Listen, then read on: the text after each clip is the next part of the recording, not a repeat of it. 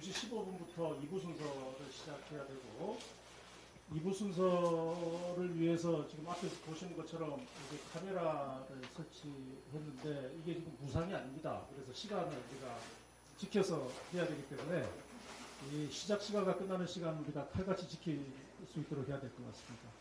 그래서 이 개식을 지금부터 시작하도록 하겠습니다. 여러분 반갑습니다. 저는 30대 한국고용노사관계협회장을 맡고 있는 박지순입니다. 제가 간단히 앞에 오늘 발제문 책자에 모시는 글이 있습니다. 제가 간단히 읽고 오늘 개회식을 시작하도록 하겠습니다. 존경하는 한국고용노사관계학회 회원 여러분 안녕하십니까. 코로나 바이러스의 위험에서 벗어나기도 전에 장마와 무더위가 찾아왔습니다. 회원 여러분의 건강을 각별히 기원합니다. 오랜 기다림 끝에 우리 학회의 학예학술대회 및 정기총회가 오늘 이 고려대학교 신법학관에서 드디어 열리게 되었습니다. 지난 동계학술대회와 3개학회 공동 중계정책 토론회가 코로나 사태로 인해서 취소됨에 따라 우리 회원들께서 한자리에 모여 학술적 토론을 나눌 수 있는 기회가 없어 무척 아쉬웠습니다. 이번 학예학술대회도 감염병 위험이 아직 해소되지 아니한 상태에서 개최 여부를 두고 고민이 많았습니다. 하지만 차기 집행부 선임을 위한 정기총회가 포함되어 있는 중요한 학회 행사이기에 더 이상 미룰 수 없어 방역에 만전을 기하면서 조심스럽게 개최하게 되었습니다. 이번 학술대회는 일부 신진 연구자 연구발표회가 조금 전에 있었습니다. 이상희 교수님 사례로 있었고, 그리고 이제 곧 2부 기획 주제, 그리고 이어서 3부 각 분야별 연구 성과 발표회 등으로 구성이 되어 있습니다. 일부 신진 연구자 발표는 작년 1회 일레라 장학생으로 선발된 세 분의 신진 연구자가 지난 1년간 연구해온 주제를 발표하였습니다. 선배들의 많은 격려를 부탁드립니다. 그리고 2부는 최근 가장 뜨거운 주제가 되고 있는 코로나 팬데믹 이후의 노동세계를 분야별로 전망해보는 자리를 준비했습니다. 학계와 신무계의 관심이 클 것으로 예상되고 또 우리 학회 유튜브 채널을 통해서도 생중계될 예정입니다. 3부는 노동법, 노사관계, 노동경제 세계 학문 분야의 연구 성과를 발표하는 전통적인 우리 학술 세미나입니다. 전대 미문의 어려움을 뚫고 개최하는 학예 학술 대회이니만큼 그동안 나름대로 잘 준비한다고 했습니다만 또 그런데도 불구하고 여전히 미흡한 점이 많지 않을까 생각이 됩니다. 정말 학회하기 어렵습니다. 지금 같은 시점에. 그럼에도 불구하고 오늘 이 자리에 이렇게 어려운 자리에 참여해 주신 여러분들께 다시 한번 진심으로 감사를 드리면서 우리 회원 여러분들의 건강과 발전을 다시 한번 기원합니다. 2020년 6월 26일. 자, 제가 일단 보시는 말씀을 읽었습니다. 제가 사회 및 이거 다 합니다. 요즘 이 온라인 시대, 이 팬데믹 시대에 이거 나누어서 뭘 한다는 게 쉽지 않아서 제가 그냥 다 하는 걸로 했습니다. 그리고 두 번째 오늘 개회식에서 마련한 순서가 있습니다. 이게 뭐냐 하면 우리가 지금 이 학술대회를 그동안 계속 미루는 바람에 해야 할 이 행사가 하나 있었는데 그걸 계속 못했어요. 그게 뭐냐 하면 우리 전임 29대 학회장이신 윤용규 박사님께 이 감사표를 전달해 주는 시간을 지금까지 한 번도 갖지를 못했어요. 야, 이게 1년 동안 이게 참 이렇게까지 해도 되나 싶을 정도로 죄송스러운 마음이 큽니다. 그래서 오늘 이 자리에서 우리 윤용규 박사님께 감사표를 전달하는 시간을 갖도록 하겠습니다. 윤 박사님 앞으로 나와주시면 감사하겠습니다.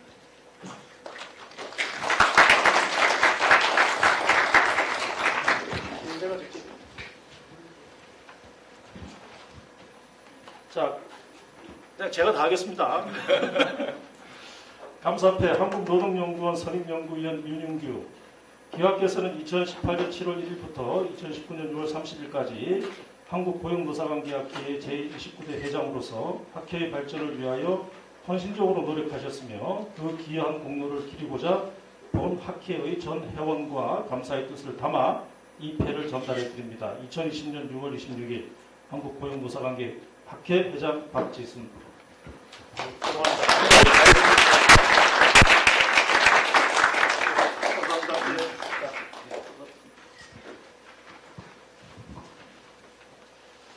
자, 그 다음에 우리 학회와 관련된 여러 또 중요한 얘기들은 나중에 우리 학기가 끝난 다음에 정기총회가 있습니다. 그때 저도 이제 임기 마지막이라 이렇게 임기를 쉽게 끝내도 되나 싶을 정도로 지금 굉장히 뭐 아쉬운 마음이 큰데 어쨌든 오늘 이 정기총회까지 우리 교관 여러분들께서 자리를 모처럼 어렵게 모인 자리니까 자리를 계속 해주셨으면 하는 바람입니다. 자, 그러면 일단 개회식은 이것으로 마치고 바로 2부 순서를 시작하도록 하겠습니다. 예, 감사합니다.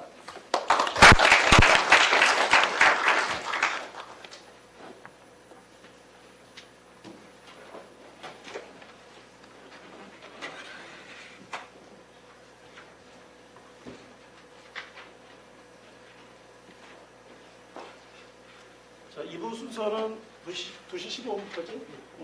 그래서 조금 뭐 한숨 돌리시고 15분에 앞으로 나오고. 첫 번째는 우리 김동원 교수님부터 시작하십니다.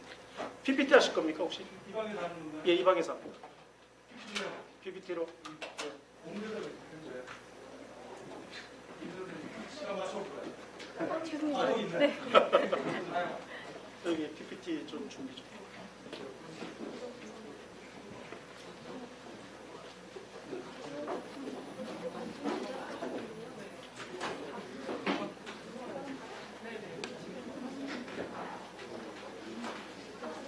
보내주신 파일을 바탕화면에 띄워놨거든요. 네.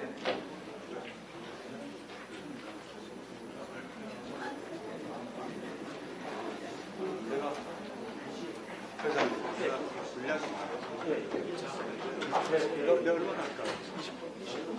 30분까지 하면 좀 빠듯하긴 하겠다. 105분인데 세 파트로 나눠야 되겠습니다.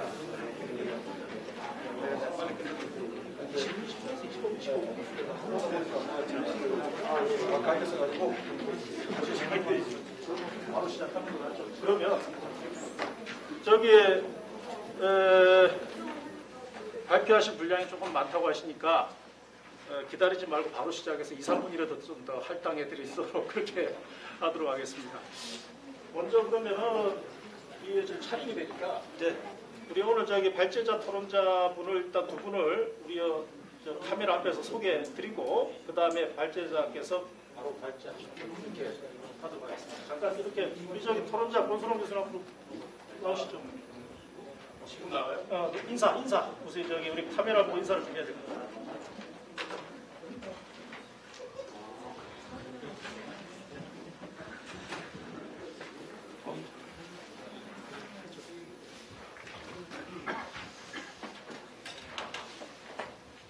역시 오늘 장소를 잘 잡은 것 같습니다. 이렇게 이 정도 모이도 꽉 찬 느낌이 아주 좋습니다. 지금부터 2부 순서를 시작하도록 하겠습니다. 2부는 기획 세션입니다. 팬데믹 제목을 정확하게 팬데믹 이후의 노동 세계에 대해서 노사관계 그리고 우리 노동시장 그리고 노동법제의 변화에 대해서 종합적으로 심층적으로 토론하는 그런 자리가 되겠습니다. 그래서 첫 번째 주제 발표자와 토론자를 여러분들께 소개해 올리도록 하겠습니다. 먼저 주제 발표를 맡으신 고려대학교 경영대학의 김동원 교수님 소개해 드리겠습니다. 김동원 교수님은 경영대학장도 하셨고 또 우리 한국고용노사관계학회 회장 및 국제노사관계학회 회장을 역임하셨습니다. 그리고 오늘 토론을 맡아주신 숙명여대 경영학부의 권순환 교수님 소개하겠습니다. 현재 우리 한국고용노사관계학회 상임부회장을 맡고 계시고 또 최저임금위원회 공익위원으로 지금 굉장히 바쁜 중에 오늘 이 자리에 나왔습니다. 그래서 복장도 노사 토론을 하다가 오는 바람에 지금 이렇게 하고 있습니다. 최대한 예의를 갖춘 복장이에요. 자, 그러면은 시간 관계상 오늘 발제자이신 김동원 교수님의 발제를 먼저 청해서 듣도록 하겠습니다. 저희들은 다시 이제 감사합니다. 공저자 앞으로 나오세요. 네. 제가 혼자 쓴 게 아니고 인사를 연구실에 그 두 명이 아주 고생을 많이 해서 이 소개를 좀 해주시죠. 옆에 이혜수 연구원입니다. 황인희 연구원입니다.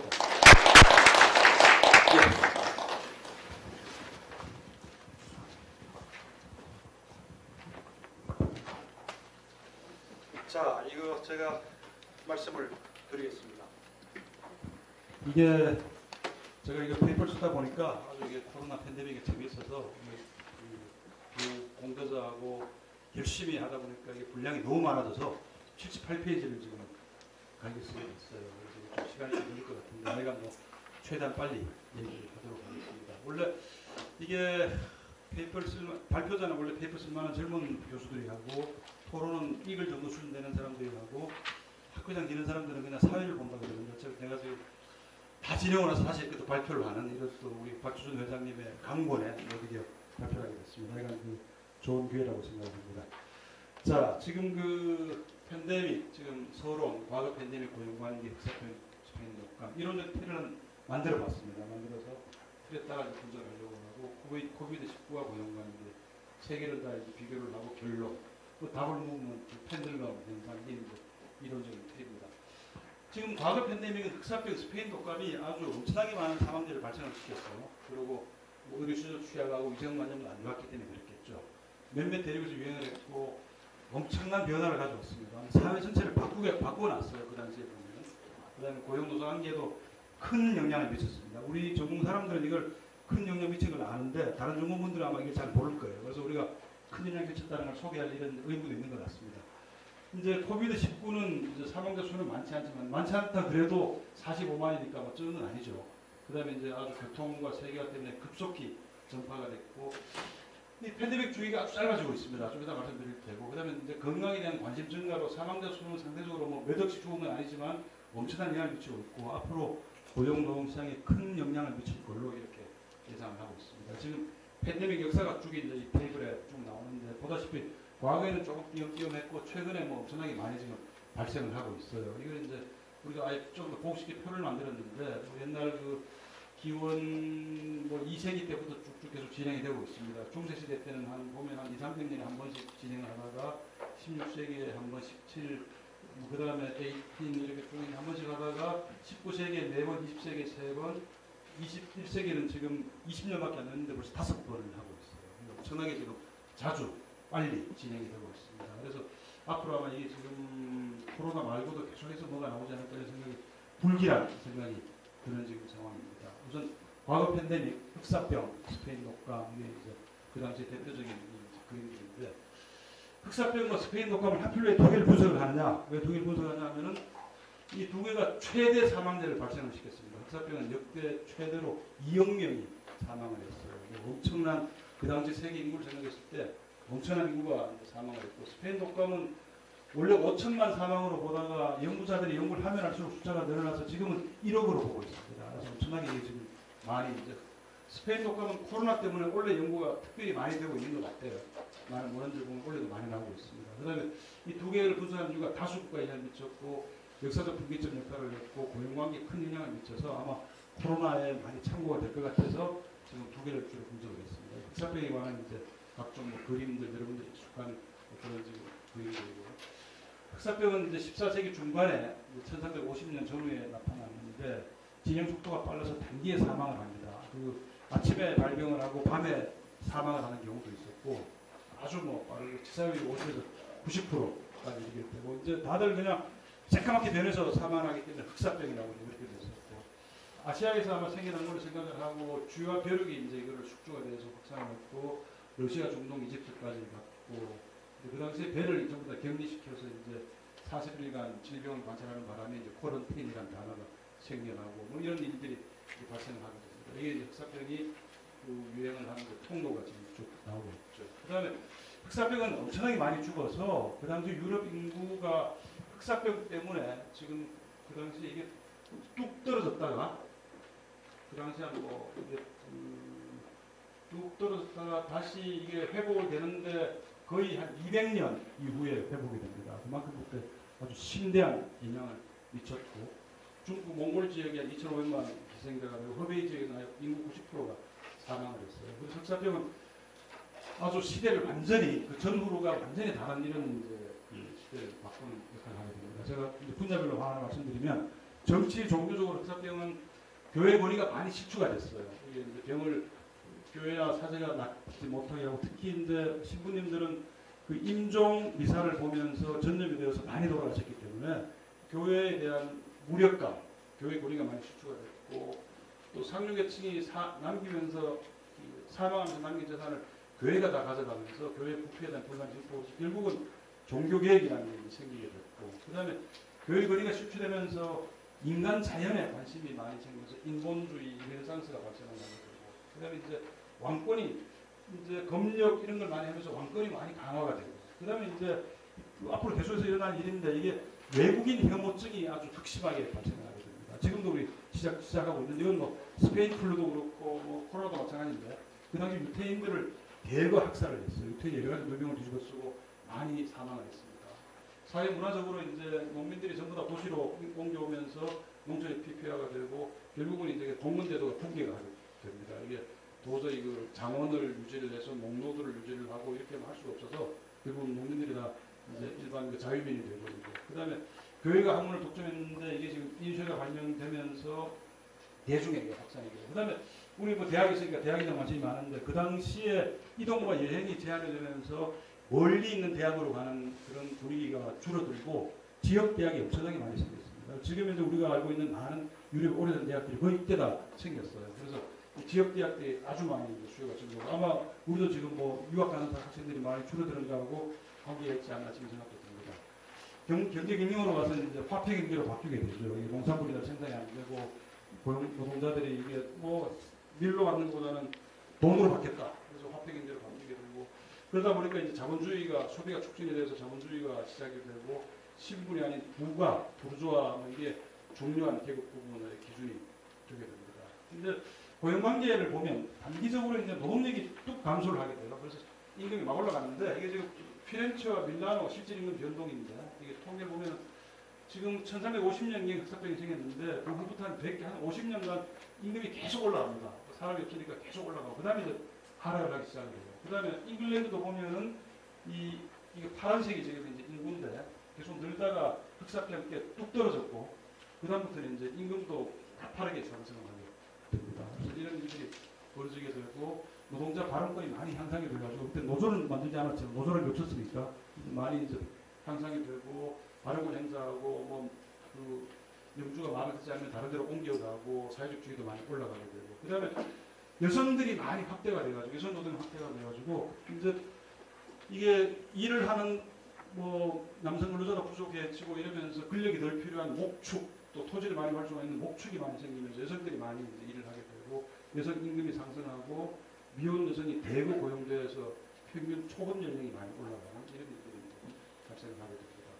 장기적으로는 최고임금법이라는 게 제정이 됩니다. 우리가 최고임금법이라는 얘기 이번에 처음 들었는데 이게 지금 임금이 폭등하고 노동의 힘이 강해지니까 고용주들이 도저히 견딜 수 없어서 4년 전보다 높은 임금을 채택하는 걸 금지하는 최고임금법을 만들고 이게 프랑스, 잉글랜드, 영국, 프랑스에 전부 다 제정이 됩니다. 제정이 되고 근데 뭐 워낙 이게 노동력이 부족하니까 잘 준수가 안 돼가지고 뭐 준수가 안 됐고 이제 강제로 임금 억제하는 경우에는 농민들이 봉기를 일으킵니다. 프랑스 자크리에랑 영국 와트케일러랑 이런 이제 봉기가 일어나게 됩니다. 그리고 결국 이제 이게 많은 학자들이 이 흑사병이 결국은 노동력을 대체할 기계를 낳게 하고 1차 세계대전의 원인이 되었다라고 주장을 하고 있어요. 뭐 테닌, 알렌 이런 사람들이 주장을 해서 결국 1차 산업혁명으로 이제 진행이 되게 됩니다.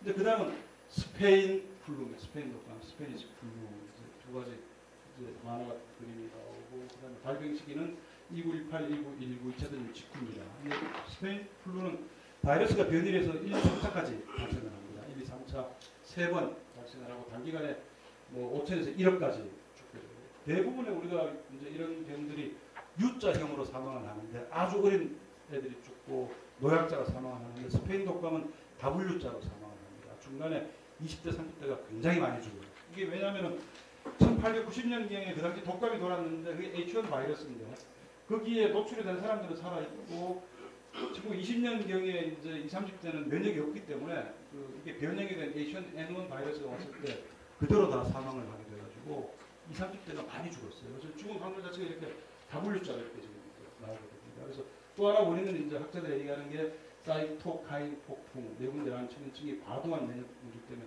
사망을 했다 이렇게 이제 설명하고 있죠. 그래서 스페인은 이제 왜 스페인 독감이냐? 스페인은 뭐 사실 억울해요. 왜냐하면 스페인 아무 상관이 없는데 그렇게 된 이유가 뭐냐면은 이게 원래 이제 중국이라든가 뭐 아니면 2차 대전 중 병사 막사에서 발명했다고 얘기를 하고 있는데 이게 왜냐면은 그 당시에 영국, 프랑스, 독일은 전쟁 중이어서 별로 이게 그 언론을 통제를 하고 이게 스페인 독감 때문에 병사들이 죽는다는 거를 하면은 이게 사기 영향 미치니까 말을 못하게 하고 스페인은 중립국이어서 보도를 많이 했어요. 더구나 스페인 왕족이 독감에 걸리는 바람에 많이 이게 이제 스페인 플루다, 스페인 독감이다 이렇게 되고 이제 병사들이 확산을 귀향을 하면서 1차 대전 끝난 후에 이제 훨씬 더 많은 지금 스페인 독감이 확산이 되는 계기가 됐습니다. 전 세계적으로 5억 명이 감염이 돼가지고 1억 정도 지금 죽은 걸로 지금 1억 정도로 지금 추산을 하고 있고 우리나라 스페인 독감 사망이 없는 것 같지만 우리는 그 당시에 만주 독감이라고 불렀고 15만 정도가 사망을 했어요. 그 당시 우리가 3.1 운동으로 참 제가 그 얘기하기 전에 이게 보면 지금 1차보다 2차가 훨씬 많고 3차가 두 번째로 죽었습니다. 이게 스페인 독감이 이미 3차인데 왜냐하면 이게 1차를 하고 나서 지금 아주 비슷해요. 1차를 하고 나서 다들 마스크도 벗고 이제 자유롭게 파티하고 뭐 이러다가 이제 2차 때 크게 터져가지고 엄청나게 많이 사망을 하는 이런 일이 벌어졌어요. 지금도 이제 이건 코로나인데 우리도 이제 만주 독감으로 아주 많이 죽었습니다. 많이 죽었는데 14만이 죽었는데 이게 이제 그게 좀 있으면 그 얘기가 나오는데 이제 이게 스페인 독감으로 한 5억에서 한 페이지가 지금 날아간 것 같은데 한 페이지가 날아간 거예요. 지금 그 3.1 운동 얘기가 뒤에 사회복무 하여간 이렇게 됐고 그래서 스페인 독감이 이제 많이 죽어서 최악의 질병이다 이런 얘기를 하고 있고 정치 종교적으로는 뭐 지금하고 굉장히 비슷해요. 정부가 나서가지고 마스크 착용을 해라, 공공장 위생 강조하고 국경 통제하고 웨어 마스크와 고투주의 마스크 쓰거나 감옥에 달아 이런 이제 이게 붙어 있고 그 다음에 이게 파시즘에 많은 영향을 미칩니다. 이게 미국 대통령 윌슨이 감염이 돼가지고 이것 때문에 베르사유 조약에 참석을 못해서 영국이나 프랑스가 독일에 과도한 배상금 물리는 걸 못 말려가지고 결국은 독일이 이제 2차 대전을 일으키는 이런 계기가 되기도 하고 그 다음에 이제 이 독감이 너무 그 지방 정부 지출 자체를 낮추는 바람에 극우 정당 지지율이 올라가기도 하고 제노포비아 이 외국인 혐오증이 극심해져서 더리 미이미그런트 이런 말들이 공연하게 나오고 이게 이제 민족 극우 정당 납치로 연결이 되고 2차 대전까지 발발이 됩니다. 그래서 이게 항상 이런 그 외국인 혐오증이라는 게 항상 패스트, 스페인 플루, 지금 코로나 바이러스 항상 반복되는 일인 것 같아요. 그래서 그다지 반제국 시위도 많았습니다. 그래서 인도에는 영국이 인도하고 의료투자 제대로 안 하는 바람에 인도에서 거의 뭐 1,800만이 사망을 해가지고 인도의 영국인에 비해서 7배 많이 사망을 해서 간디가 비역적 운동을 일으키게 되고 한국은 스페인 독감으로 그다지 우리 만주 독감이라고 불렀는데 14만 명이 사망을 했습니다. 그래서 이유가 뭐냐면 일본 사람들이 한국인들은 제대로 치료를 안 해주고 일본인들은 치료를 해주는 바람에 차별 때문에 아주 불만 불신이 많아서 이제 3.1 운동에 영향을 미쳤다라고 이제 역사학자들의 논문에 그렇게 나와 있고 이건 조선인 일본인 사망자 숫자를 비교를 합니다. 그래서 우리도 많이 다른 거죠.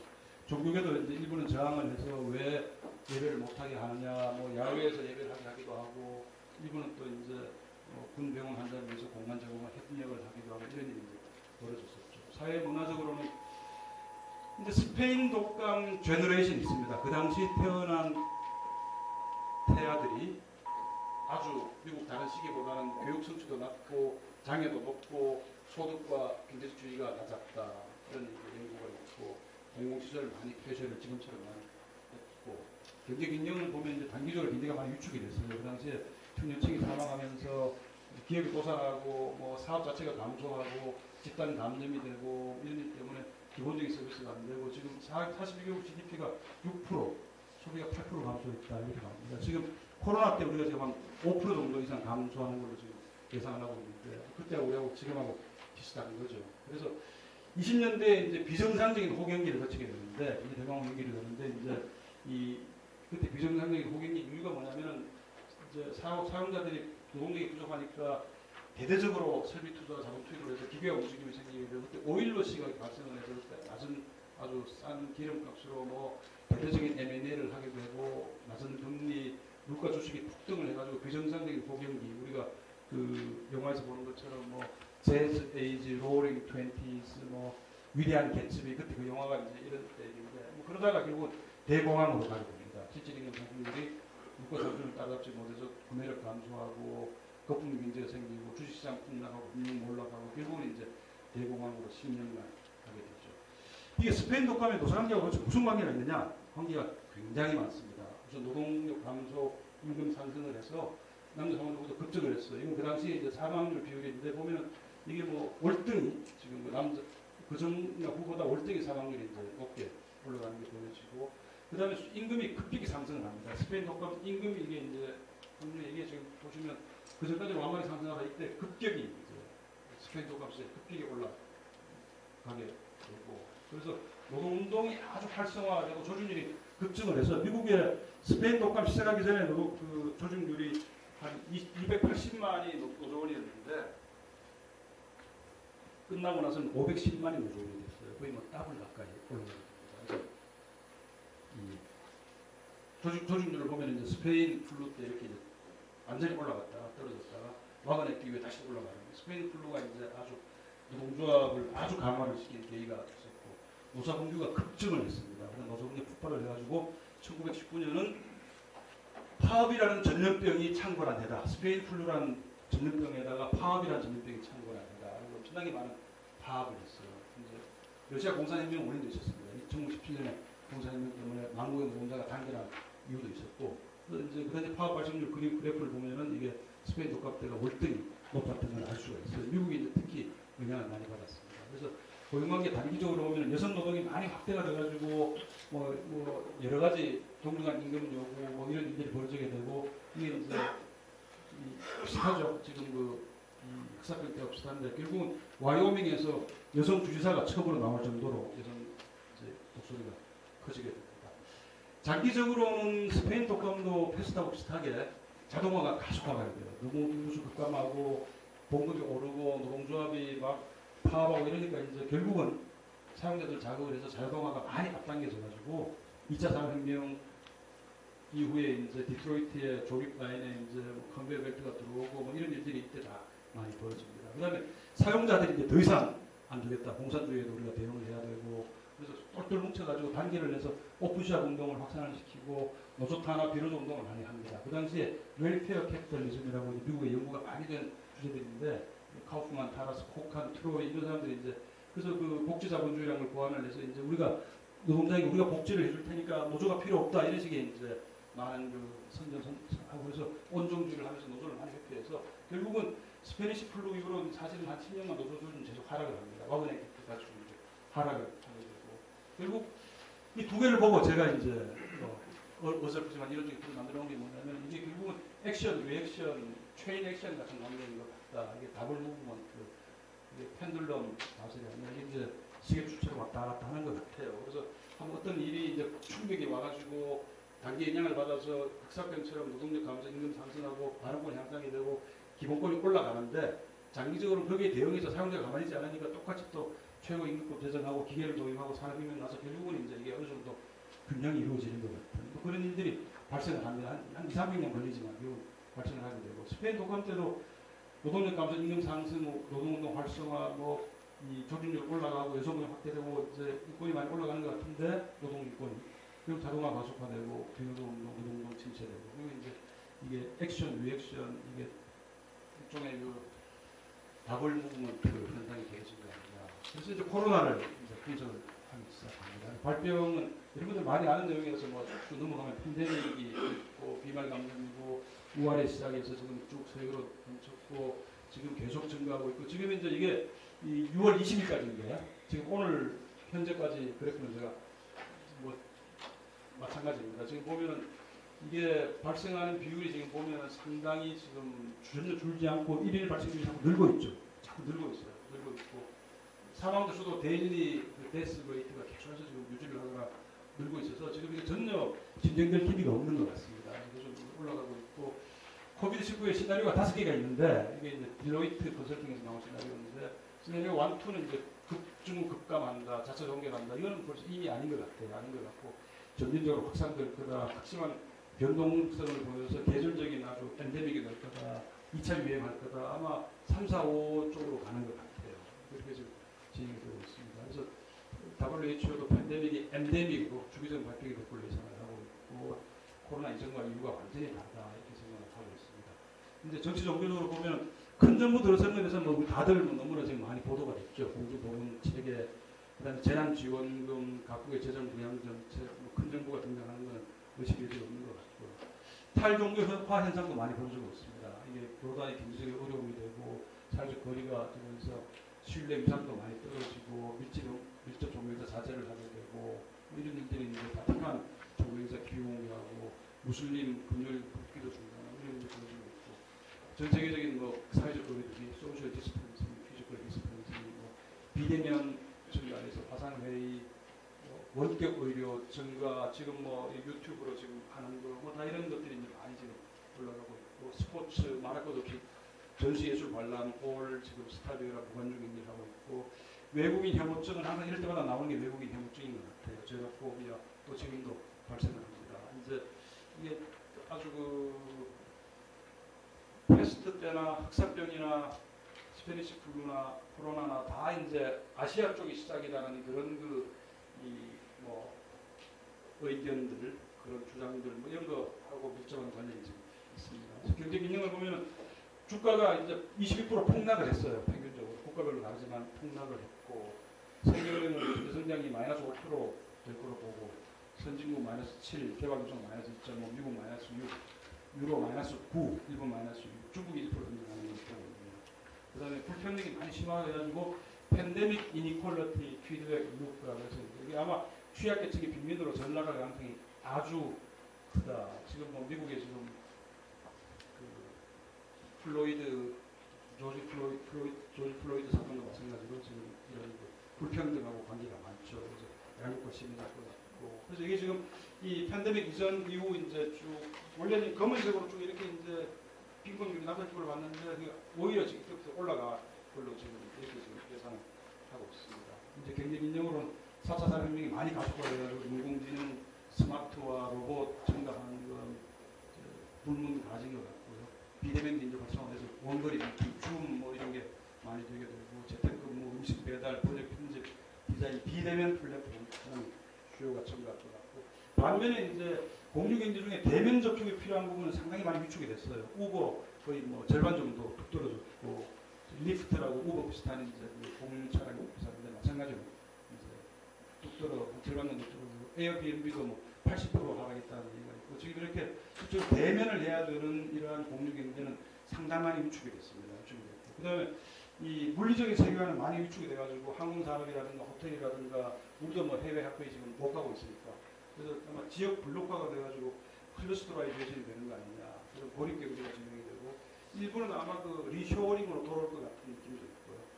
반면에 이제 인터넷으로 연결된 초연결 세계화는 더욱 가속화가 돼가지고 인터넷으로 수시로 이제 미국에 있는 사람, 뭐 스페인, 남미 만나서 아마 인터넷으로 얘기를 하게 될 것 같습니다. 이제 고용관계를 이제 중요한 고용관계를 보자면 단기적으로는 이게 이제 실업난이 예상이 되죠. 국제노동기구는 뭐 전 세계 노동자 82%가 이상 받았다고 얘기했고 우리나라도 심각한 실업난입니다. 지금 뭐 사상 4.5% 실업률이 거의 뭐 사상 최대 해당이 되고 취업자가 절대수가 이렇게 20만, 50만, 40만씩 주는 거는 IMF 때도 없는 일인데 지금 뭐 아주 심각하게 줄어들고 있습니다. 그다음에 코로나 세대가 청년층 장기 실업 상당히 우려가 되고 있고 그다음에 또 하나 걱정인 것은 이제 지금 뭐 기업에 오신 분도 계십니다만 재택근무 영향으로 아마 팬데믹 이후에 기업들이 뭐 재택근무 몇몇 안 되는 직원으로도 잘 돌아가는데 인력 효율화 쪽으로 갈 것 같은 그런 좀 우려도 있습니다. 그래서 일하는 방법도 많이 바뀔 것 같아요. 비대면 업무가 활성화되면서 다층적으로 뭘 결제한다는 것 자체가 굉장히 비효율적이죠. 굳이 뭐딱 팀원 팀장 둘이 결제하면 될 것 같고 그러다 보니까 과학 중심의 수평적 구조로 전환될 것 같고 채용도 온라인 화상으로 갈 것 같고 비대면 교육 훈련 활성화되고 재택근무 활성화되면서 재택근무 활성화된다는 게 많은 의미를 가지는데 상용직이라는 게 의미가 별로 무색해져가지고 굳이 뭐 자주 보지도 못하는데 연금까지 줘가면서 데리고 있을 이유가 있느냐. 결국 이게 프리랜서나 아웃소싱 활동하는 거나 재택근무하는 사람 직원하고 일하는 거나 이게 뭐가 다른가 이런 생각을 하게 될 것 같아요. 그래서 네이버 노마드 현상이 이제 증가하게 돼서 프리랜서가 많이 늘어날 것 같고 재택근무 활성화되면 이게 호봉제 줄 이유도 별로 없죠. 이게 잘 보지도 않는데 충성도라는 별 의미가 없고 업무의 성과로 측정을 해야 되니까 성과급, 직무급, 역할급 이런 게 이제 많이 강조가 될 걸로 예상이 됩니다. 그다음에 인력 추계가 양극화가 돼가지고 단순 노동은 대부분 로봇이나 인공지능이 대체를 하겠죠. 음식산업, 이마트, 인계산대 뭐 수없이 많은 사례들이 있습니다. 반면에 ICT 업계의 인공지능 부문의 고급 인력들은 상당히 많이 증가를 해가지고 이쪽은 계속해서 아마 더 4차 산업혁명 중에서 이제 하이테크 분야는 더 많이 올라갈 거고 그러다 보면 결국은 진라전 한시적인 일자리 많이 증가해서 상용직, 정규직이 원래 줄고 있었는데 4차 산업혁명 때문에 아마 더 빨리 줄 것 같아요. 임시직, 비정규직이 많이 늘어나게 되고 배달 물류의 비정규직 일용직이 증가. 이미 우리 보고 있죠. 이 현상 우리가 보고 있습니다. 월마트, CVS, 뭐 다이어 저너럴 이런 데서 계속 이제 고용이 증가하고 있고 디지털 특공들이 증가하고 있고 이제 외국인 노동자가 별로 없어서 3대 업종 부인난이 예상이 되고 진라전 일자리에 대한 외국 인력 수요 증가하고 근데 지금 최근에 생기는 게 직원 공유 모델이라는 건데 이건 뭐냐면 이제 직원이 없는 일손이 부족한 유통기업에 일손이 남는 외식, 호텔, 숙박에서 빌려주는 겁니다. 그래서 이렇게 단기간 빌려주다 돌려받는 건데 이제 미국, 중국, 일본, 독일에서 이제 많이 지금 인플로이 쉐어링이라는 게 지금 좀 진행이 되고 있습니다. 그다음 고용관계 단기적으로 또 하나 이제 아마 노사분이 상당히 늘어날 것 같아요. IMF 당시에도 우리가 노사분기는 상당히 늘어났습니다. 일단 이렇게 이제 파업을 많이 올라갈 것 같아서 그래서 보면 지금 이 그래프를 보면 IMF 당시에 IMF 이전까지는 뭐 한국, EU, OECD가 비슷한 성향을 보였는데 IMF 이후에 한국이 월등히 많아지는 이런 영향을 보이게 되고 노동자 조직률에 미친 영향은 예상하기가 어려운 것 같아요. 한편으로는 개별적 비대면 고용 보편화되면서 개별 관계로 이동하면서 이제 노조가 좀 약화될 것 같기도 하고 또 노조원이 많이 해고될 것 같기도 하고 반면에 이제 스스로 보호하려고 노조에 가입한다거나 뭐 이런 사람들도 많아질 것 같고 그래서 설명이 좀 어렵습니다. 장기적으로 보면은 노동운동이 많이 재편될 것 같아요. 시민운동이 격화돼가지고 소외계층, 빈민, 양극화 저항하는 시민계층 운동이 엄청나게 많죠. 지금 한번 그 다음 페이지 보시면 지금 그 역사상 역사적인 집회 시위가 지금 그 인류 역사상 지금 가장 많다고 합니다. 가장 많은 집회 시위가 지금 벌어지고 있어요. 전 세계적으로. 뭐 겉으로는 그 정치적 이유인 것 같지만 실제로는 이제 사회적 불평등 관련이 많답니다. 프랑스 노란조끼 월가 저번에 우리나라 경우에 홍콩 시위, 뭐 칠레, 볼리비아, 이란, 네바론 뭐 수없이 많아요. 그래서 엄청나게 많은 집회 시위가 지금 있는데 그러다 보니까 이제 소외계층을 위한 풀뿌리 노동운동들 노조가 계속 관심이 있는 준노조라든가 시민사회단체 같은 비노조 노동단체, 외국인 근로자 뭐 보호하는 단체들, 그다음 양극화 저항하는 노동운동, 시민단체, 집회 시위 격화되고 있죠. 우리나라도 거의 뭐 몇 주말마다 광화문에 항상 뭐 집회 시위, 노동운동, 시민운동이 콜라보레이션 할 것 같고요. 그다음에 이제 장기적으로 아마 대규모 집회가 쉽지 않게 되면서 코로나 때문에 비대면 SNS 통한 사이버 유니언이즘이라는 게 원래 한 2, 3년 전부터 있던 개념인데 앞으로 많이 더 발달할 것 같습니다. 갈수록 이제 사이버를 통해서 회원 관리하고 소통하고 운동하고 하는 이런 사이버 유니언이즘 강화될 것 같은 생각이 듭니다. 자, 뭐 거의 다 끝이 났습니다. 그래서 지금 새로운 노동 규범이 이제 필요합니다. 디지털 특허, 프리랜서 자꾸 증가하니까 노동기본권, 사회안전망 구축이 필요하죠. 그분들에 대해서는 지금 그다음 노동법에서 말씀하시겠지만 어떤 보호 기제가 없습니다. 지금 그래서 그쪽이 필요하고 그러다 보면 아마 지금도 팬데믹 때문에 큰 정부가 들어와 있는데 정부 개입 강화가 초래가 될 것 같아요. 정부가 노사정 대화도 주도를 해가지고 뭐 이러자 저러자 그걸 새로 노동규범 구축하기 위한 많은 노력을 할 것 같고 어쩌면 노동조합이 노동자 보호 기능을 해왔는데 정부가 입법과 행정력으로 이걸 좀 대체하는 그런 빅 거버먼트를 우리가 결국은 보게 될 것 같습니다. 다시 일로 돌아갈 것 같고 그 다음에 여성들에 대한 아마 재택근무가 여성 노동에 많은 영향을 끼쳐가지고 여성 경제활동도 많이 증가하고 애 보면서 일도 할 수 있으니까 그 다음에 일과 생활 균형 부부 간의 가사 분담도 많이 달라질 것 같아요. 그래서 그런 일들이 벌어질 것 같습니다. 결국 이제 세계 비교 분석했는데 이건 다시 말씀드릴 수 없을 것 같고 정치적 옹교수 얼마나 굉장히 이제 고용관계 쭉 보면은 이 흑사병, 스페인 독감, 코로나 바이러스 결국 무슨 얘기를 하냐면 IMF 때도 보면은 다블 무브먼트 현상이 있었어요. 결국은 IMF 때도 구제금융이 있었고 노선 대탁을 했는데 단기적으로 노동기득권 위축이 되고 해고가고 구조조정 비정규직 증가하고 파업이 늘고 막 이러다가 장기적으로는 결국은 기업별 노조가 대거 산별 노조가 되죠. 노조 힘이 강해지고 민주노총 확보가 되고 교우노총 확보가 교우노조 확보가 되고 공무노조 들어오고 그럼 지금 다시 노동조합 조준율이 최근에 올라가고 있는데 이게 이제 이게 액션 리액션 관계가 아닙니다. 노동기구권이 약화되는 것 같지만 결국은 다시 또 이게 반응을 보일 수밖에 없는 그런 지금 관계가 아닌가 생각됩니다. 결론 이 마지막 페이지인데 지금 팬데믹이 이제 더블 무브먼트를 초래를 해서 흑사병이나 스페인 독감 때는 단기적으로 노동기구권이 향상이 되고 장기적으로 노동기구권이 위축이 되는 이런 식으로 진행되고 그래서 그 밸런스를 좀 찾은 셈이 됐고 코로나도 단기적으로 노동기구권이 많이 위축이 될 것 같아요. 그리고 또 실업난, 한시적 일자리 증가, 노사 갈등, 갈등도 심해지고 뭐 이렇게 되는데 다음에 장기적으로는 또 새로운 규범도 만들고 시민운동이 격화가 되고 사이버 유저 많이 확산이 되고 정부 개입을 하게 되고 뭐 이러면서 이제 다시 기구권이 완화를 해서 그래서 어느 정도 뭐 균형까지는 안 가더라도 균형을 위해서 노력하는 움직임이 생기지 않을까 이런 생각이 듭니다. 그래서 분량이 많아서 빨리 얘기했지만 굉장히 오랫동안 말씀드렸는데 장시간 경청해 주셔서 대단히 감사합니다.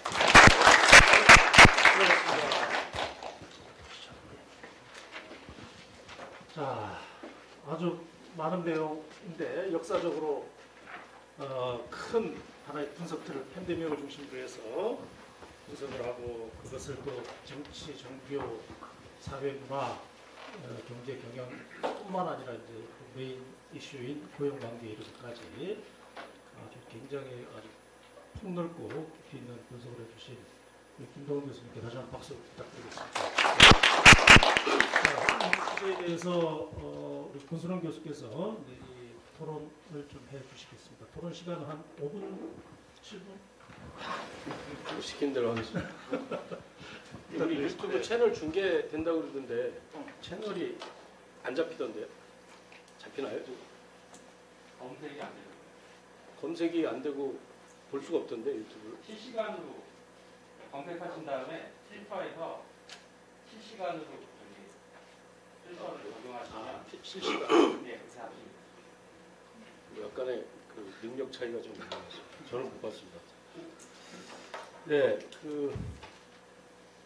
김동훈 교수님하고 우리 우리 연구진들이 준비하신 발표는 잘 봤는데요. 제가 토론의 적임자가 아니었던 것 같습니다. 일단 뭐 너무나 많은 정보들이 그 발표문에 포함되어 있어가지고 그거를 다 일괄해서 토론을 하기가 일단은 좀 어려울 것 같고요. 일단은 최근에 있는 감염병과 그다음에 그것이 미치는 노동시장 또는 이제 노사관계 또는 이제 뭐 여러 가지 그 노동 관련 정책에 대해서 주는 함의나 이런 것들 중심으로 좀 토론을 할 수밖에 없을 것 같은데 그럼에도 불구하고 이제 발표해 주신 내용이 지향하는 목적이 제가 이게 딱 와닿지가 않아서 이게 그냥 정책적인 차원에서 그동안에 역사적으로 경험했었던 사례들을 좀 정리하고 그것으로부터 앞으로 변화할 방향을 유추하는 이런 전망인지 아니면 이게 나름의 좀 인과성을 탐색하는 좀 어떤 그 논리 구조에 대한 이해를 추구하는 페이퍼인지 정확히 제가 알 수가 없어서 제가 말씀드리는 게 페이퍼 쓰신 우리 연구진의 의도에 부합하는 코멘트인지 아닌지 제가 자신이 사실 없습니다. 그래서 일단은 제가 생각한 바대로 좀 설명을 드려보면 최근에 이제 저도 이제 뭐 많이 발표도 해보고 그다음에 토론도 가보고 이것저것 뭐 공부도 해보고 온갖 그 이 세계적인 뭐 뉴스도 많이 보고 이제 그러는데 모든 결과적 현상들의 원인을 이런 감염병에 수렴시키는 측면들이 좀 있는 것 같습니다. 사실은 우리 코로나라고 하는 이 감염병이 실제로 노동시장의 변화를 촉진하는 매개 역할을 한 측면도 있고 또는 별로 기존의 이런 그 흐름에 영향을 크게 미치지 못하는 측면도 있고 정말 감염병 때문에 변화가 일어난 이런 측면들도 있는데 그 인과적 측면들을 좀 구분해 볼 필요가 있겠다는 생각이 들어요. 그리고 지금 발표하신 내용 가운데에서도 과거에 있었던 뭐 흑사병이나 또는 이제 소위 스페인 독감이라고 하는 것도 좀 그런 측면들이 있는 것 같고 모든 것이 다 감염병으로 인해 촉발된 변화다라고 하면 다른 이제 내생적 변수나 또는 그동안에 축적돼 왔던 여러 가지 변화를 위한 기반들에 대한 설명이나 이런 것들이 좀 어려워지기 때문에 그런 것들을 좀 구분해서 볼 필요가 있다는 생각이 듭니다. 그래서 일단은 저는 기본적으로는 코로나로 인해서 새롭게 만들어진 변화가 있고 또 나머지의 대부분은 이것을 계기로 해서 좀 속도가 빨라지거나 또는 트리거 역할을 하거나 뭐 그런 측면들이 있지 않을까. 그거를 좀 앞으로 이거를 페이퍼로 발전시키고자 하면 그런 측면에 대해서 좀 분류와 인과성을 좀 엄밀하게 검토할 필요가 있지 않을까 하는 생각이 좀 들었습니다. 예를 들면 그 기술의 노동 대체나 이런 것들은 그동안에 끊임없이 논의되어 왔던 것이고 소위 4차 산업혁명이라고 하는 이런 논의 틀 안에서 그것이 좀 빨라질 것이다라고 하는 이제 예측들을 많이 해왔는데 이제 이 기술의 노동 대체라고 하는 것이 통상 우리 이제 분석을 해보면 리니어하게 일어나는 것이 아니고 이게 계단형으로 일어납니다. 어떤 특정 시점에 변화가 집중돼서 일어나는 경향들이 있고요. 그런 측면에서 이번에 이 팬데믹 그 현상이라고 하는 것이 그 소위 기술의 노동 대체 또는 4차 AI로 일컬어지는 4차 산업혁명의 노동시장 효과를 가속화하거나 또는 이거를 점프업 시키는 효과가 있을 수 있다라고 하는 것을 한번 고민해 볼 필요가 있고 사실 그런 것만 하나 제대로 분석해도 이게 스토리가 굉장히 재미있는 스토리들이 많을 것 같은데 오늘 발표해 주신 내용이 한 50개쯤의 논문이 나올 만한 주제들이라서 이제 그런 좀 측면이 있어야 된다고 그런 좀 분석이 좀 있어야 된다고 생각이 들고요. 그 다음에 두 번째는 제가 최근에 어디 발표를 준비하면서 보니까 미국에서 미국의 우리 저기 BLS의 임금 데이터하고 오넷이라고 하는 그 데이터를 교차시켜서 분석한 것들을 보니까 미국의 노동시장에서 새롭게 등장하고 있는 현상 가운데 하나가 과거에 위험 직종으로 분류됐던 업무들이 새롭게 재편되는 현상들이 좀 있습니다. 이따가 제가 조금 추가 설명을 드릴 테지만 사실은 우리 로버트 라이히라고 하는 우리 클린턴 행정부 때 노무장관 하던 버클리 대학 교수가 최근에 가디언이라는 거기에다 우리나라도 신문에 일부 보도됐었는데요. 코로나로 인해서 4가지의 계급, 거긴 클래스라는 표현을 썼으니까 한국말로 그냥 계급이라는 표현을 쓰면 4개의 새로운 계급이 등장했다. 해서 첫 번째 계급이 더 리모트라고 하는, 그러니까 흔히 얘기해서 우리 이 재택근무가 가능한, 그러니까 꼭 회사에 나가지 않아도 일할 수 있는, 그러니까 우리 식으로 보면 대기업 종사라든가 공공부문 종사라든가 공무원들이나 뭐 이런 사람들이죠. 일자리 잃지 않아도 되는 사람들. 두 번째는 이센셜이라고 부르는 범주들인데요. 여기는 뭐 감염병 국면에서 굉장히 필수적인 업무에 종사하는 사람들입니다. 의료진이라든가 아니면 뭐 환자 이송원이라든가 또는 뭐 식료품 판매원이라든가 가공업자라든가 이런 범주들이죠. 세 번째가 언페이드입니다. 거기는 뭐냐면 이 감염병으로부터 직접적인 영향을 받은 사람들이죠. 코로나 국면에서 사회적 거리두기 때문에 직장을 잃고 수입이 단절되고 했던 사람들, 그 범주가 전체 미국 노동시장이 25%까지 될 거라고 라이가 추정을 한 바가 있습니다. 그러니까 우리나라 같은 경우에도 이제 그런 현상들, 우리나라는 뭐 사회적 거리두기가 있긴 했지만 그것 때문에 지금 단기적 차원에서 미국처럼 10년 동안 미국이 금융위기가 극복된 2010년 이후에 2020년 그 팬데믹 시점까지 만들어진 일자리가 2,300만 개쯤 됐는데요. 그게 한 달 사이에 다 사라졌습니다. 그만큼의 급격한 위기는 아니지만 우리도 이제 중장기화되면서 그런 범주들이 증가할 텐데, 그래서 어떻게 보면 이제 아까 말씀드린 내용하고 좀 연계를 해보면 이런 팬데믹 국면에서 실질적으로 위험 업무의 경계가 좀 달라질 거란 얘기죠. 우리가 지금 이제 예를 들어 산재법 같은 경우에 위험 노에 따라 가지고 요율이나 또는 이제 이런 것도 다 달리 책정이 되는데 요번에 요 감염병 사태를 계기로 해서 그와 같은 위험도의 일정한 변화가 수반되고 노동시장에서 그것을 재설계해야 하는 필요성들이 여기 이제 법학자들 많이 계시니까 필요성이 생성된 거 아니냐 하는 생각이 들고요.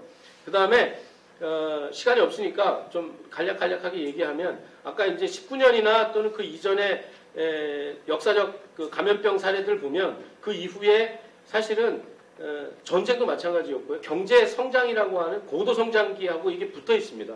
그러니까 노동조합의 조직률이 증가하고 또 이제 그 소득이 증가하고 그것으로 인해서 또 사회의 어떤 산업 가능성, 산업 역량이나 이런 것들이 확장되고 했던 측면들은 그게 성장 국면하고 맞물렸기 때문인데 지금 우리 감염병의 특성이라는 게 우리는 이미 뉴노멀, 그러니까 저성장 국면에 진입을 해 있었고 그것이 감염병 우리 팬데믹과 연계되면서 이제까지와는 다른 양상의 경제적 충격들을 제공할 가능성이 있고 그거는 별도의 분석이 필요한 부분이 될 수 있다라고 하는 것이고요. 그다음에 이제 촉진의 차원에서 보면 노동시장의 인력 구성의 변화를 또 촉진할 가능성이 크다. 지금 우리나라 그 노동시장에서 자영업자가 720만 명가량 되고요. 그 다음에 2018년 우리 노동연구원 통계로 보면 특고가 170만 명에서 자녀감주까지 포함하면 220만 명가량 되는데 그것만 합쳐도 거의 950만 명가량 되는 거죠. 이렇게 됐을 때 전체 2,700만 취업자 가운데 그 비중이 차지하는 비중이 점점 커지고 특히 이 팬데믹 사태 이후로 해서 기존의 고용관계에 편입되지 못하는 다양한 취업계층들이 확산될 가능성이 있다. 이런 것들에 대한 분석이 좀 필요하다라고 하는 것이고 뭐 할 말은 많은데 시간이 없으니까 그만 대강 뭐 정리를 하겠습니다. 그런데 흥미로운 말씀을 해주셨는데 두 가지만 좀 하면 그 직원 공유라고 아까 얘기해 주셨는데 그게 어떤 방식으로 되는지 잘 모르겠어요. 근데 아까 그 테이블 보니까 뭐 미쯔비시 회사의 직원들을 뭐 어디 도요타에다가 이제 내부 출향이 아니고 외부 출향 비슷한 것 같은데 그게 우리나라 노동법 체제에서 가능한 건지 잘 모르겠습니다. 지금 고용사업주하고 사용사업주가 다르다는 건데 이게 근로자 파견업 등록도 안 하고 또 파견 그것도 아니고 용역 계약도 아닌 것 같고 이게 과연 우리나라 현재의 노동법제에서 가능한 방법인지에 대한 좀 의문이 들고요. 그래서 우리 회사 직원을 남의 회사에서 일시키고 거기서 월급 받게 하는 시스템은 제가 볼 때는 그거는 현재 노동법제에서 불가능할 것 같고요. 그 다음에 두 번째 그 사이버 유니언이즘이 되게 좀 흥미로운 제안 가운데 하나 같은데 사이버 유니언이즘 했으면 좋겠는데 내일 모레도 민주노총 광화문에서 10만 명 모여서 집회한다고 그러는데 좀 이런 것들은 정책적으로 좀 활성화를 시켜가지고 대안적 집회 문화나 시위 방법으로 적극적으로 좀 고민을 해서 제안을 해주셨으면 하는 바람이 있습니다. 이상입니다. 예, 감사합니다. 첫 번째 첫 번째 발표가 워낙이 아주 큰 주제인데다가 또 앞으로 우리가 연구해야 할 방향까지 좀 상당 부분 많이 제시를 해주시고 또 토론 내용도 그에 더하여 또 어떤 방향으로 또 연구 주제가 앞으로 더 모아져야 되는지에 대한 제안이 들어가 있어서 좀 가급적 길게 토론 말씀을 들어봤습니다. 앞에 제가 드리겠습니다. 혹시 이 플로어에서 또 혹시 뭐 이 주제와 관련해서 조금 뭐 또 궁금한 사항이 있으시면 지금 짧게 질문을 좀 받도록 하겠습니다. 질문 있으시면 손을 들어주시면 될 것 같습니다. 없으시면은 제가 우리 발제자께 다시 마이크를 드리겠고요. 하나만 제가 좀 덧붙여서 질문 하나 드리면은 마지막에 결론을 내리실 때 이제 이 더블 무브먼트 현상에 대해서 이제 말씀해 주시는데 특이하게도 앞에 두 현상에서는 기본권이 단기적으로는 확장되었다가 장기적으로는 위축되는 경향인데 코로나 때는 반대로 단기적으로는 위축되고 장기적으로는 회복됩니다. 그래서 이 관계가 좀 약간 특이하게 보였어요. 그렇죠. 그래서 그 부분을 조금 보충 설명해 주셨으면 좋겠습니다. 네. 알겠습니다. 자, 우리 권순원 교수님께서 아주 그 여러 가지 훌륭한 도움이 되는 말씀해 주셔서 감사드립니다. 이제 간단한 얘기부터 하자면 사이버 유니즘은 이미 지금 그 이런 책이 나온 지도 한 2, 30년 됐고 이미 많이 진행이 된 현상입니다. 앞으로 우리가 된다고 제가 예측하는 게 아니고 이미 많이 진행된 현상을 내가 이제 더 가속화 될 거다 이렇게 얘기를 하는 거고 이미 많은 노동조합들 특히 비정규직 노동조합들이 이미 오래전에 이제 서로 만나기가 어려우니까 사이버상에서 운동을 많이 하고 있어요. 그래서 이제 그런 그 팩트에 대해서 말씀을 드리고 그다음 직원 공유는 이제 아직 우리나라에서 있는 현상이 별로 없는데 여기서 미쓰비시 도요다는 아니고 이제 여기에 주로 이제 그 맥도날드하고 뭐 이런 그런 그 회사들이 있는데 호텔에서 이제 빌려주고 아마 이게 서로 다른 회사끼리 빌려주는 게 노동법대로 어떻게 될지는 잘 모르겠는데 아마 롯데나 이런 그룹에서 호텔 직원들을 마트로 보내거나 뭐 이렇게 이거는 가능하지 않을까 싶은 생각이 들어요. 그래서 그런 식으로 지금 할 수 있을 것 같고 세부적인 노동법 관리나 아마 노동법 박사들이 잘 지금 이제 할 것 같고요. 그다음에 이제 이 페이퍼는 이제 이론적인 틀을 인과성을 탐색하고 이제 전망을 하는 그런 페이퍼로 저희들이 생각을 하고 있습니다. 왜냐하면 이 사회과학에서 이론이라는 게 이론을 위한 이론이라는 게 아무 의미가 없죠. 이론을 만들고 이게 현실에 적용이 가능하냐 이게 이제 아주 중요한 그 과학적인 그 과학 철학의 요소이기 때문에 그래서 이제 그 두 가지 다 목표로 하고 있다는 말씀을 드리고 싶고 그리고 이론적인 측면에서는 상당히 이 페이퍼를 어떻게 학술 논문으로 만들어야 되나 이거 이렇게 그냥 이제 어느 정도 좀 대중적인 이런 이제 지금 발표문을 만들었는데 이제 학술 논문 어떻게 만들까 지금 많이 고민을 했었는데 우리 공 교수님이 실마리를 좀 준 것 같아요. 이걸 가지고 이제 코로나가 이런 새로운 변화가 생성되게 한다거나 기존의 경향을 코로나가 더 이제 가속화시킨다거나 아니면 뭐 그 이상 내가 더 덧붙인다면 코로나 기존 경향을 더 약화시킨다거나 뭐 이런 것들이 이제 그런 식의 아마 그게 좀 더 아마 저는 제 생각은 지금 이걸 좀 더 기왕 시작을 했으니까 좀 더 확대를 시켜서 그래 가지고 좀 해외 가서 발표를 하고 좀 크게 좀 만들어보고 생각이 있어. 오늘 이거 첫 출발점이니까 여러 가지 이론적인 이런 질문 말씀해 주셔서 대단히 감사하게 생각을 하고요. 그다음에 이제 박준호 회장님 말씀 중에서 이제 그게 왜 그 흑사병하고 이제 그다음에 그 스페니시 플루는 이게 처음에는 노동권을 신장하고 나중에는 하락을 시키더니 코로나는 왜 처음에 하락으로 아주 올라가느냐 가게 되느냐 좀 원래 처음부터 이제 그렇게 저는 방향성은 다르지만 액션 반작용이다 그랬는데 코로나하고 아주 비슷한 사태가 IMF 사태가 아주 비슷해요. 두 개가 둘 다 처음에는 이게 액션으로 해서 기록을 많이 하락을 하고 그다음에 다시 또 이제 회복을 하는 보이는 그래서 이게 뭐 기본 방향은 관계없이 이게 이제 노사관계라는 게 서로 상대가 있는 이런 게임이다 보니 어느 한쪽에서 펀치를 날리면 상대방에서 반대쪽 펀치를 날리는 일들이 벌어지는 게 아닌가 이런 생각이 듭니다. 하여간 훌륭한 토론 말씀 감사드리고 두 분 말씀 많이 도움이 된 것 같습니다. 감사합니다. 일단 첫째 주제는 이것으로 마치도록 하겠습니다. 다시 한번 두 분께 박수를 좀 보내드리겠습니다.